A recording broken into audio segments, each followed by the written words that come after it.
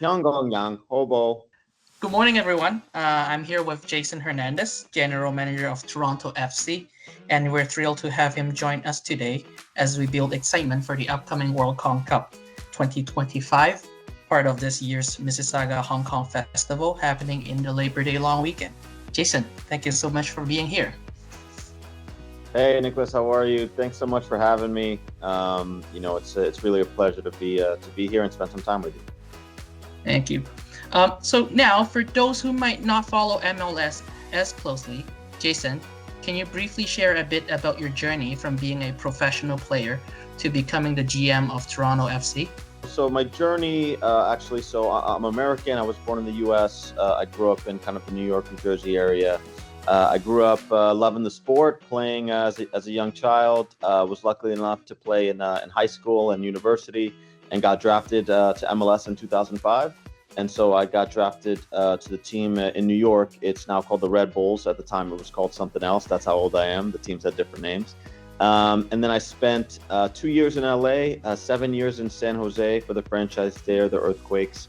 And then actually was part of the expansion team in New York City FC, the Manchester City connected group.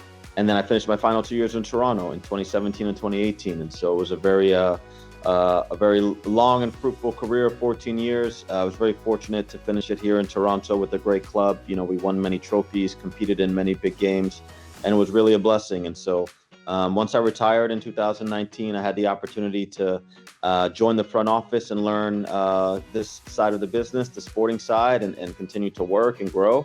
And I've been very, very lucky to move up throughout the company, throughout the club, and now I'm operating as the general manager. And so it's been a great journey. I'm very thankful, and we have a lot of work ahead of us, but very happy to be working. TFC has always stood out for its strong connection to the community, especially when it comes to youth engagement and development. How do events like the World Kong Cup reflect the same spirits of connecting through the game? Yeah, so that's a great question, a great point. You know, TFC, obviously, we're going on our 20th season next year. And so I think a massive part of, our journey and our fight as a club is how do we continue to connect with the community?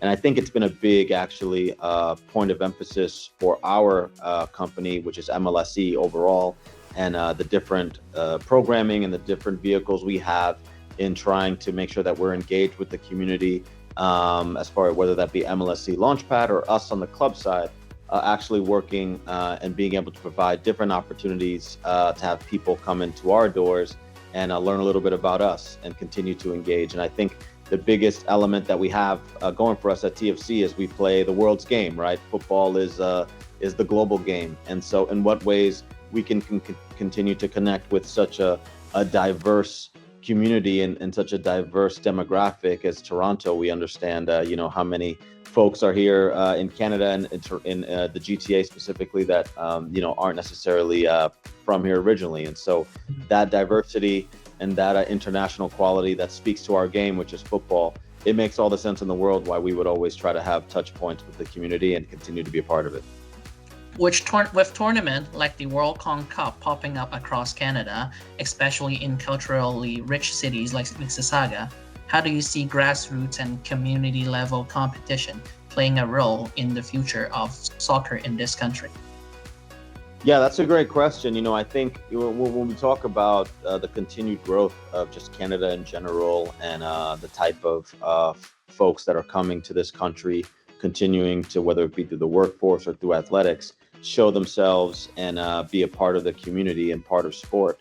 I think it only is going to increase, I would say, Canadians' ability in the sport, right? And so we've seen already our national team, both on the men's and women's side, have really, really strong success in the international stage when it comes to soccer in recent years. And I think what's going to be one of the most fun parts of the ride that you and I will be on, a year from now is the World Cup coming, right? And we're having, the biggest tournament in the world in our backyard, and what that could mean for the sport in our communities, in our country, how that could drive on a new level of engagement, a new level of passion, a new level of investment, a new level of attention that could come to this game, right? And I think the most important part of it is at the grassroots, right? It's at the youth levels of how much that is resourced and how much focus is being put on at early ages to really fall in love with the game and have places to play and places to compete and places to show themselves. And I think we're in for a very, very interesting and rewarding time, call it over the next 12 months or so. Awesome. Well, that's pretty much all my question. Jason, thank you again for your time and insight. We really appreciate your leadership in Canadian soccer, and we'll be cheering on TFC all season long. And to close things off, would you be up for giving our Hong Kong fans a little shout out in the local spirits by saying, it's a bit tough, I know, but you can do it, I'm sure. 香港人，好波。 Yes, it was a pleasure. Thanks so much for having me, and I'll do my best here. Yanggong Yang Hobo. There we go. That's perfect. That's awesome. That wasn't bad. That wasn't bad. That's 90. Yeah, that's perfect. Thank you, Jason. Thank you very much, and thank you, everyone.